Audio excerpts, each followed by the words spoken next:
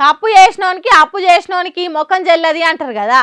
అప్పు చేసినోనికి చెల్లుతుందో చెల్లదో తెలియదు కానీ తప్పు చేసినోనికి మాత్రం మహా తేజాగా చెల్లుతున్నది ముఖము. తప్పు చేసిన వాళ్ళకు శిక్షలేసుడు కాదు, తల మీద తలంబ్రాలు పోసి ఆశీర్వదించినట్టు చేసింది మహారాష్ట్ర సర్కారు.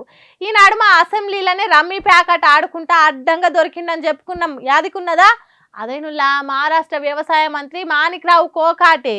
అతగాడి ఆటకు మెచ్చి అక్కడి సర్కారు నువ్వు వ్యవసాయ మంత్రి కంటే క్రీడలు యువజన శాఖకు మంచిగా పనిచేస్తావని ఆ శాఖ ఇచ్చిండ్రట.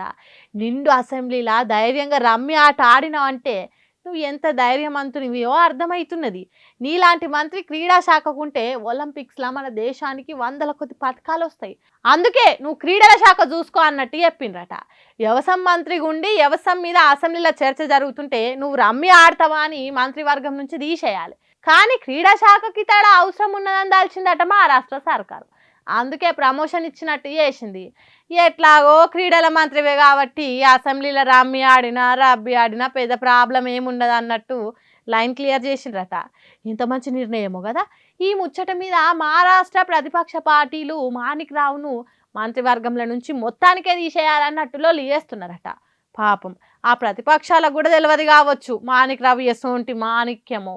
అసోంటోళ్ళు ఉంటే ఆన్లైన్ గేమ్స్ రమ్మీ బెట్టింగ్ యాప్లు మంచి గిరాకీ పెరిగి రాష్ట్రానికి మంచి ఆదాయం తీసుకొస్తాడు. అది కూడా తెలుస్తలేదు ప్రతిపక్షాలకు.